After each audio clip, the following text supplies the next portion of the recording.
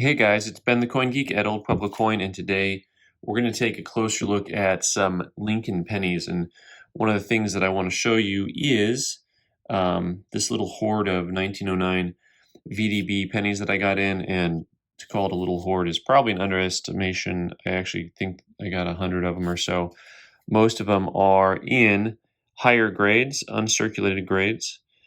And so we're going to go ahead and try to do our best to maybe pick one or two coins to send in for grading. Now, whenever you're cherry picking, in other words, looking for a coin that's going to be nice enough to send in to get graded, one of the things that you want to look at doing is making sure that, well, one of the things that you're doing really is eliminating, first and foremost, eliminating anything that has a problem to it, so to speak. So by problem, I mean coins that are spotty or cleaned or have any aggressive marks that would be a detraction from them. So, and in the world of one of these things is not like the other, well, one of the things we'll take a look at here is that how this guy right in the center of the screen has a big spot on it by the date. That's something that we're going to go ahead and eliminate for grading. Same thing with this coin to the right, which clearly has some spotting up on the rim. You look at the spotting up on the rim and you'll see that is something that we can eliminate pretty safely. So, and some of them, if they just have some discoloration to them, like this one here in the center, that's something that I would probably pretty safely also eliminate. But we'll go ahead and look a little closer at a couple different things. First of all, and the color is really hard to tell on some of these, but let me show you right here. This is not the color that you want. This color is no bueno, and it's hard to tell in the from a distance that. But this one you can actually see the hairlines on when I get my loop on it.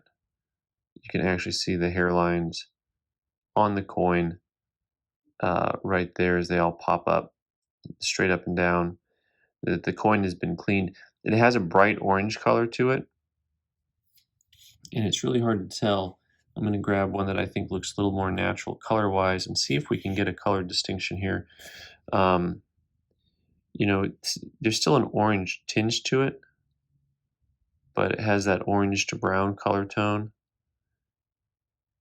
One of the things about Lincoln pennies that you'll find out, and penny collectors in general, they'll pay a premium for nice color, which is why you run into coins that have color that is artificial. There are a couple coins in here that almost have a pink color to them, and usually the pink colored coins are the ones that I am leery of sending in, because I just always think, especially now, they don't like the grading companies have been really harsh on copper, and I think the pink is one of the things they don't like. One of the other things I'm trying to avoid is fingerprints. You can see all those lines and dots on that coin.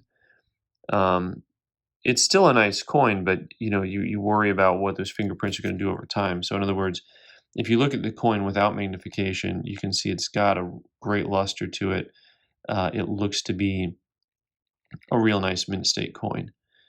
So trying to find a mint state coin in here that's going to be worth getting graded is kind of difficult, because you need something that's going to be at least probably a mint state 64 or higher, and if it's more red the better. And also you need to send it in on the slow boat.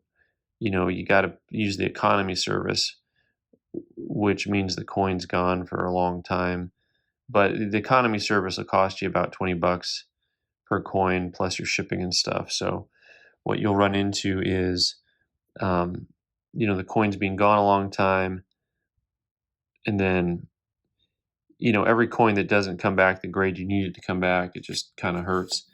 One of my favorite coins, once again, is one that does not have color to it but has a ton of luster to it. Has a really, really clean looking fields. This one is chocolate brown, but it doesn't have any of those imperfections that you're seeing on a lot of the other coins. It does not have fingerprints to it. One of the things I want you to observe here on this coin is how the luster's flowing over his shoulder right there. It's easier to see almost on this brown coin and explain. The hard thing with copper is that it is so hard that you get these flat spots. If you look at enough of these coins, you'll think every flat spot you see on his cheek or his beard, you just think that it's wear, but really it's not. And you can see really nicely how the luster naturally flows on this coin. That's what your luster should look like on a Lincoln penny. So if you start to see things that look lustrous, but you don't see those swirling patterns, you see how there's like almost a pivot point above the 1 in 1909? And then there's a pivot point behind his head. So when a coin's been cleaned or whizzed or played with, there's the cartwheel effect, the luster point is almost dead center and it just goes all the way around the coin. And that is something to watch out for. The other thing I want to note, just for all of my friends who follow my channel, you see how the luster has this tinge of blue to it? And it's very natural for copper to eventually get to a little bit of a blue hue.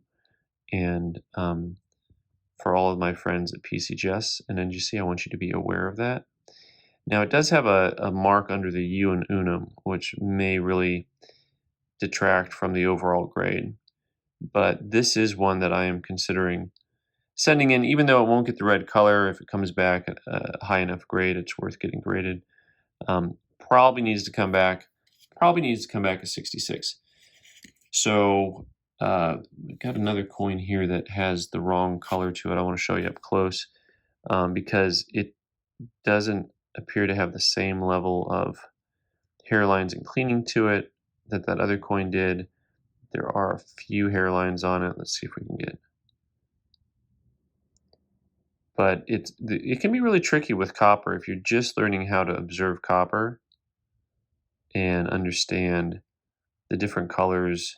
It's especially hard because right now I don't feel like PCGS and NGC are being consistent. And it's really hard for me to actually get the color right on these coins for you to be able to show kind of the difference in coloration. So I kind of disliked this coin here in the center, which looks to be pinkish. That looks more pink. There we go. Actually, my pointer more pink. With them all together, you can kind of see the color a little bit. This is the one that I thought looked unnatural compared to the other ones. This guy here has got kind of a funky color to it. I think I had a spot. We weren't going to look at him. You know, if you got a little bit of a two-tone, it's not a bad thing. It's just a little bit less attractive.